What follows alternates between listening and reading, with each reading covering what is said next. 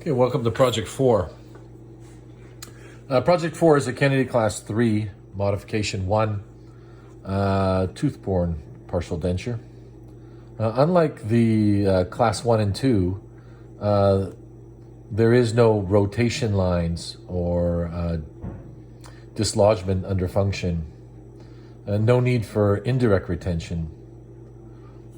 This is a tooth-borne partial, yes, supported by the palate tissue and the ridges, but predominantly supported by the teeth. The abutment teeth in this project here in a Class 3 are always the teeth adjacent to the edentulous area. So here we've got 2.7, 2.3, 1.3, and 1.6. The dentist has, if I could zoom in just a little bit, has prepared rests on the mesial occlusal of the molars and nothing in the anterior. Now, speaking of the anterior, it's in the aesthetic zone. I can hand articulate these models, approximate them, something like this. The midlines line up. We're kind of end to end in the first quadrant, or we're kind of open on number 1 and 2, and 3 is in a Class 1 situation. I can see the preparation spaces that we've left for our occlusion rests. So if we make our inlay rests on the molars any higher than this, we're going to be interfering in occlusion. So you got to be really cognizant of not interfering the occlusion. So before I get to the design, even though the dentist should give us the design, I mean, this is the way the chain of order goes. But unfortunately, like I said, these days the dentists are really relying heavily on the dental laboratory to provide some diagnostics and some help in the design.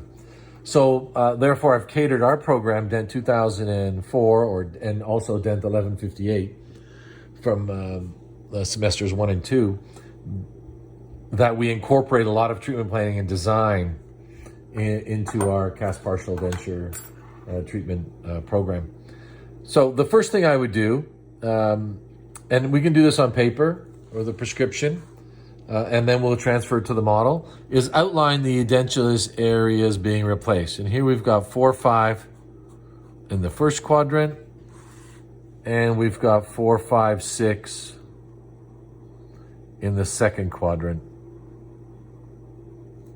And then these would be used in blue pencil, meaning passive. And I said that the teeth adjacent to the edentulous area are always the abutment teeth. And that would be step 2, is identify the direct retainers. We've got a preparation here on the mesial of 2.7, a preparation on the mesial of 1.6. And the anteriors, we could use an apron or a cingulum rest. We haven't decided yet. I can check with the bite.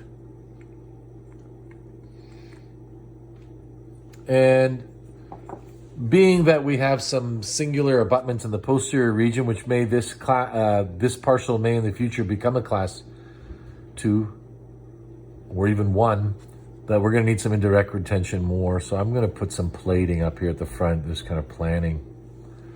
And then we're going to clasp these teeth with the easiest form of retention possible, or let's say the simplest clasps. There is no stress breaking clasps needed. And we could use infrabulge in the front if we wanted, or super bulge in the back. It doesn't matter. But what will matter is where the undercut exists. Where the undercut exists in this case. So I've got my analyzing rod and my surveyor. Somewhat, we'll start at set 0 position, parallel to the plane of occlusion. And I'm looking, obviously, for an Akers clasp first, with the clasp being on the mesial occlusal. If there's no undercut on the distal lingual or distal buccal, then I will look for a ring clasp or something in the mesial. But we have undercut here at the distal, and we've got plenty on both distal sides. Equalize the undercuts of the guide planes. Could probably go backwards slightly a little bit here, just a touch, to minimize the spaces of the guide plane adjacent to the proximal surfaces would be equal. Now I got deep undercuts in the front, and being in the aesthetic zone, we'd like to keep those clasps as low as possible here, outside the smile line. If this is the smile line. So Akers works with the mesial distal buccal undercut on the 2-7. And Akers on the 1-6 works reciprocal arm on the lingual. Retentive buccal arm on the 1-6, engaging the distal buccal undercuts of these two teeth. Now, in the anterior section, we've got really deep undercuts, and I want to go low as I can go. So in this case, different than the first two, we're going to probably incorporate wrought wire clasps. Now, whether we bend these out of stainless steel, whether they're platinum, gold, palladium, or even titanium that we'll cast into the framework, regardless of the three, the design is the same, that we'll be engaging more undercut into the anterior section. So, step one, outline the edentulous areas and decide how we're going to adhere these prosthetic teeth to the framework. And here we've got our mesh lattice retention, and we've got our non-straight external finishing line.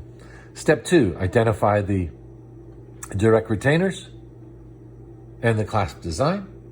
Step three, incorporate any indirect retention if needed.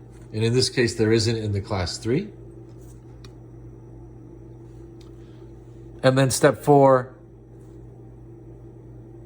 major connector. I've just drawn a faint midline here so I can be symmetrical. Crossing the midline at 90 degrees.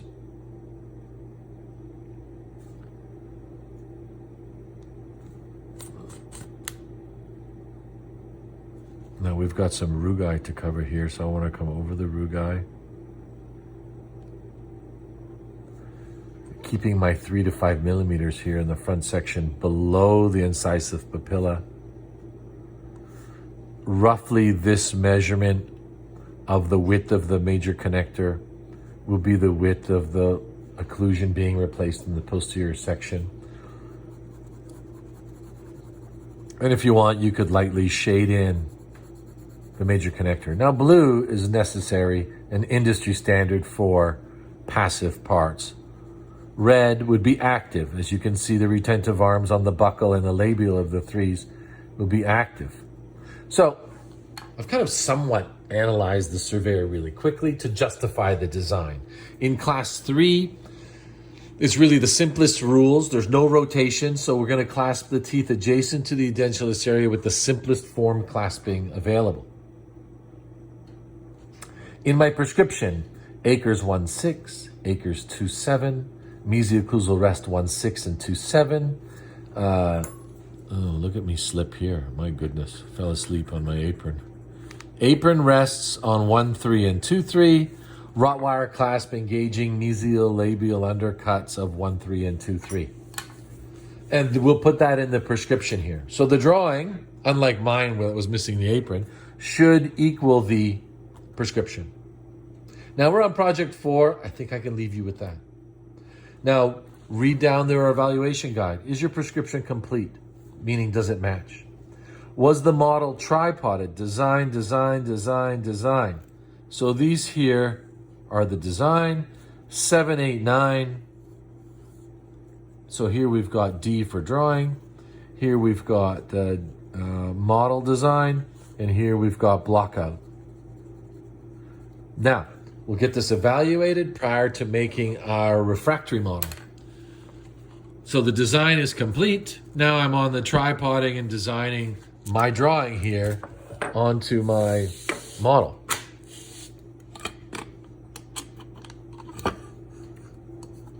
Oh, I've got some blockout wax here. Let's zoom back out again. Try to get some better lighting here. Sure thing. So, I had equalized the guide planes or the proximal surface of 1, 3, 2, 3 and the 6 and the 7. I've also kind of estimated visually that the height of contour on 6 and 7 is roughly the same height, so I don't have one higher than the other. And as well in the labial aspect of 1, 3 and 2, 3, I have equalized the height of contour on 1, 3, and 2, 3. Then I can go to my next step, which would be to tripod the models.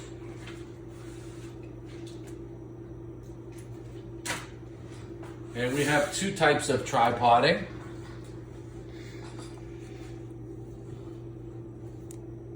I'm going to, with my analyzing rod on both sides very carefully, as you can see here below, I put the x-axis on the model. And I'll do one here at roughly midpoint of the other side in 90 degrees.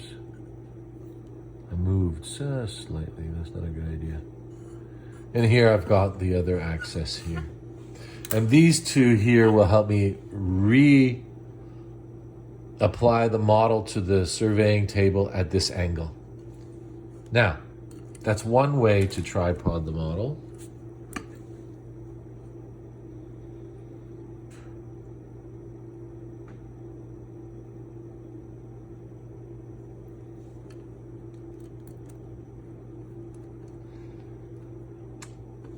I've got my lead here inserted into my surveyor. And another way would be to 3 widely spaced points. 3 widely spaced points.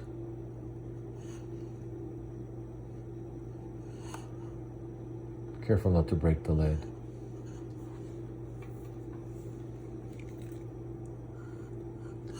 And then I'm going to cross those lines here.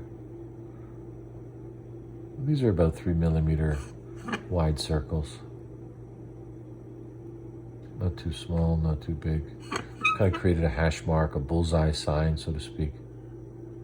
And here we have our 3 equally sized diameter circles for our tripoding.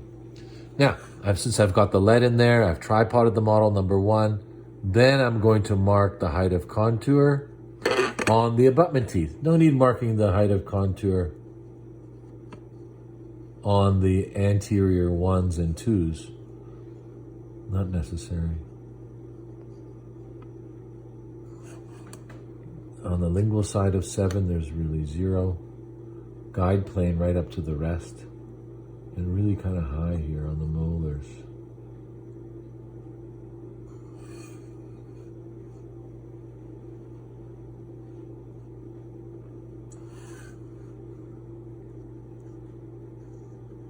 So, scribe the height of contours with the lead, tripoded. For the acres clasps on the molar, I will use a .010 undercut gauge, which you're familiar with. And I'm going to lightly mark in the distal third region of my molars on the buccal side of where I want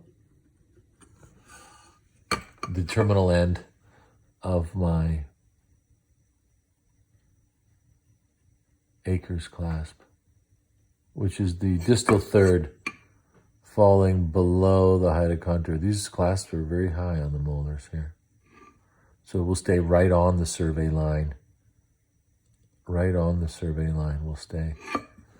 And then on the lingual side, on or above. Slightly above the survey line, slightly above the survey line. For the reciprocal arm, we're going to outline the rests on the mesial occlusal. We're going to be wary of the bite when we fill these rests up with the chrome. We're going to put an apron here just at the above the cingulum of my canines. And now, outline the edentulous areas as we did on our drawing, on our model.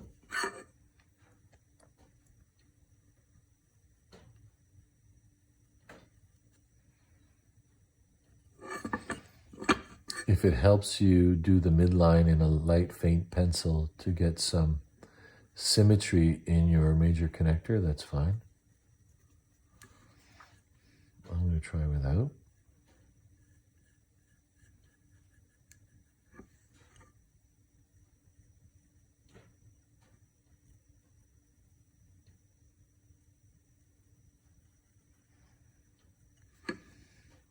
And here we have our palatal strap verging on a horseshoe. Now, if you notice, I just drew the clasps on the molars with the 0.25. In the anterior section, I'm going to go 0.75 with the wrought wire clasp, as low as I can go, and engage a lot of undercut here in the anterior section. So I've got a wrought wire clasp engaging 2/3 of the undercut of the labial of the canine. You can see how much undercut that engages, quite a bit. I've marked it just slightly here. This side's going to be a little higher. So I'm about 2/3 below the height of contour with my wrought wire clasp. And there we have Acre's clasp on the molars, engaging the last third at 0.25 millimeters below the height of contour. In the anterior, 2/3 below the height of contour, engaging 0.75 with the wrought wire clasp. Pretty aggressive. But we want to keep this out of the smile zone. If the patient decided to go without clasps on the canine or the practitioner, we wouldn't have any anterior retention and possibly would get some rotation going backwards. And on the other side, the same thing here, 0.25 on the molar, 0.75 on the bicuspid. Now, once I've marked my design, which equals my prescription, I'm going to go back to the analyzing rod. And now I'm going to block out the case here for duplication for a refractory model. I'll start my block out by starting with the proximal surfaces. So I've put some wax, a liberal amount of wax below the height of contour since I've marked it. And since the wax is still soft, I'm going to use my analyzing rod to take away any excess. I'll leave some wax into the gingival margin to block that part of the tooth out so we don't have metal jamming into the free gingival margin. A little bit of wax free-flowed on the lingual margin for the same reasons, to block very faintly the gingival margin. If you chose not to add this wax here on the blockout, then you will be trimming the chrome away from the free gingival margin after casting. On the opposite side, I'll go a little closer for you if that helps. On the opposite side, the wax, while it's still soft, since this nase surveyor is not a heated tip, unlike the other one that I have here beside me, remove any excess wax paralleling the proximal surface to that of the path of insertion that you have decided would be optimum for aesthetics and function. You create the path of insertion and dislodgement, trying to balance these undercuts. Now, it would be nice if the dentist would do this as much as they could with natural teeth beforehand, but some teeth are off in different directions, and that much reduction restoratively would be impossible. Now, if you're in the crown or bridge department and you're creating a crown for partial denture, then I think you have no excuse to create good proximal surfaces and milled ledges for reciprocation with the appropriate undercut in design of this crown that you'd be making, whether it's a gold crown, non-precious, or ceramic crown, or combination thereof. So you can see I've got wax below the height of contour, no wax in the rest preparation. If I have wax in the rest preparation, then that'll negate the partial from fitting at all whatsoever, constituting a painful remake for sure. So below the rest surface, blocking out the proximal surface, below the height of contour, paralleling the the guide plane equal to all the other 3 teeth. So all 4 teeth have now been blocked out at the same path of insertion. The next step would be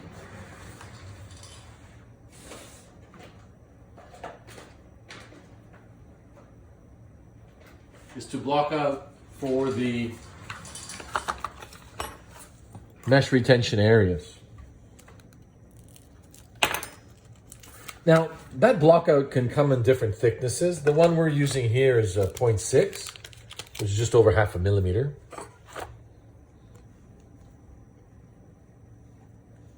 And I'm going to, once again, as we did in the previous project, incorporate some horizontal shoe extensions.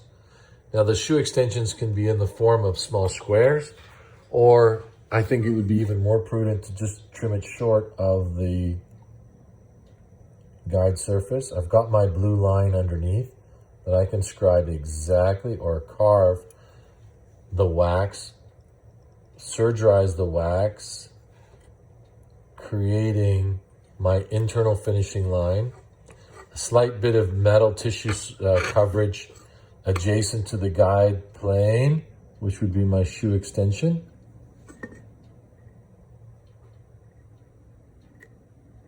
A little too hot here. Bit of a mess. Kind of joined into my block out of my guide plane. It's a little too warm. That's fine. We'll clean that up.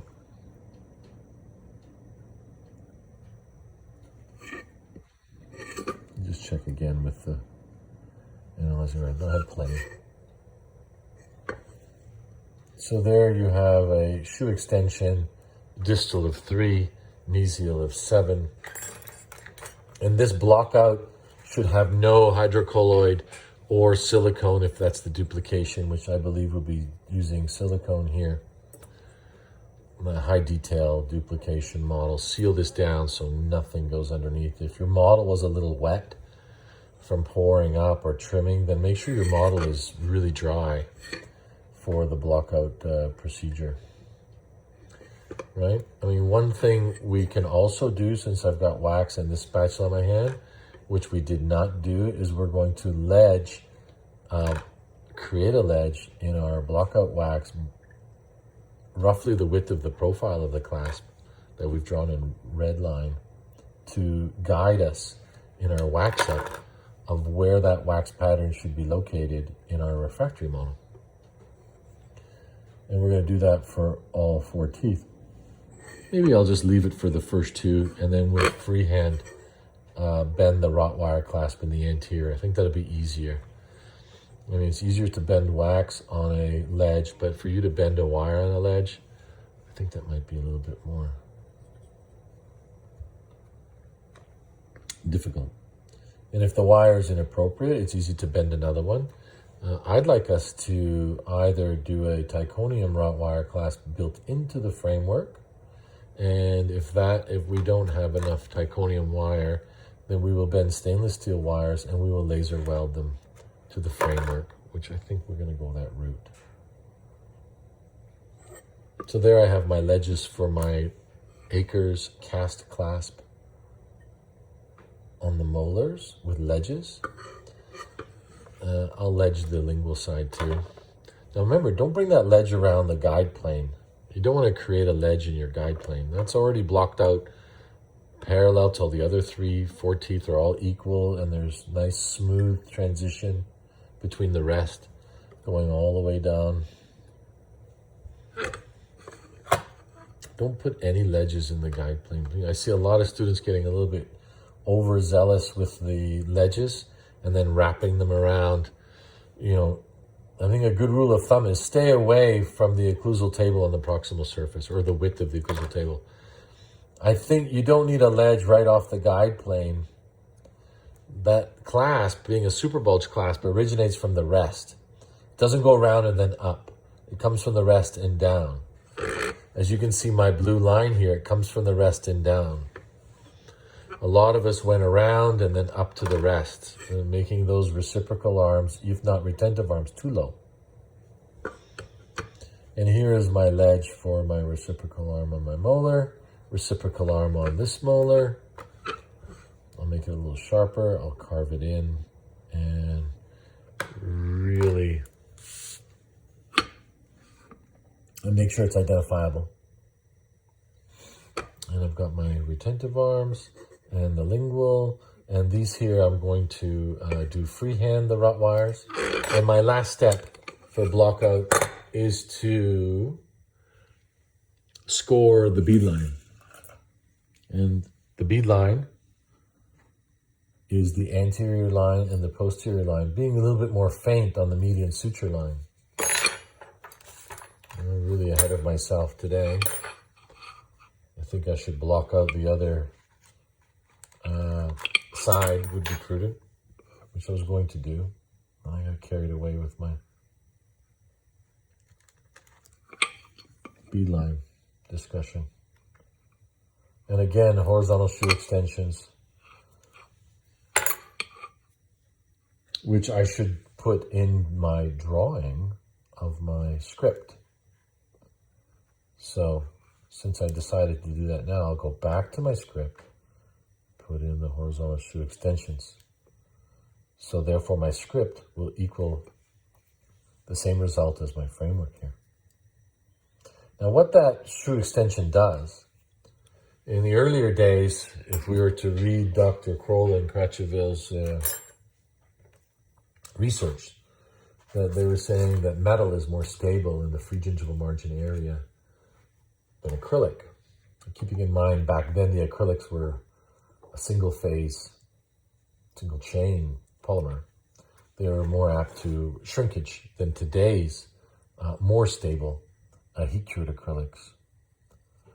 But still, I think if we have a shoe extension here or metal adjacent to the guide plane, it creates a better finishing line on the internal finishing line to finish acrylic, where acrylic will finish and chrome will start,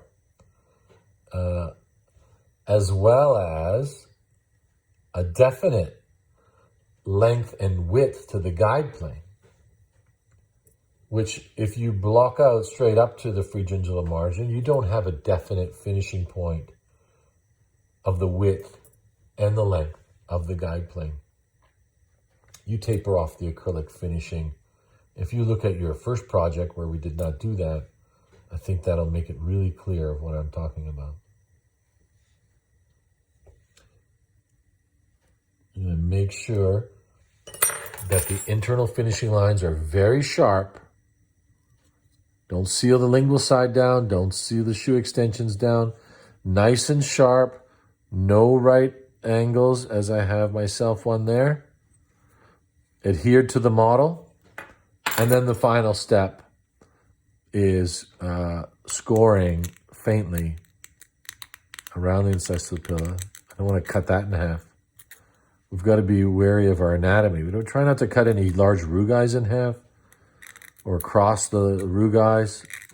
Try not to cross the incisal papilla.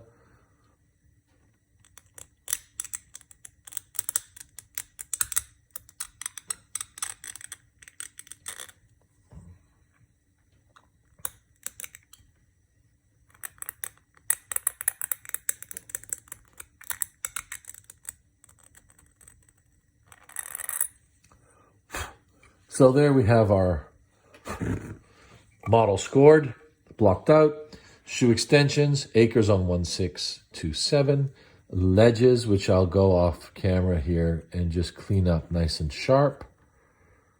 Remember, not up to the line, a little below the line, keeping room for the profile width of my clasp. And then I'm going to duplicate this in silicone, and then we will continue with the wax up as we did for projects 1 and 2 and 3, as this is number 4. Okay, I'll see you for the wax up.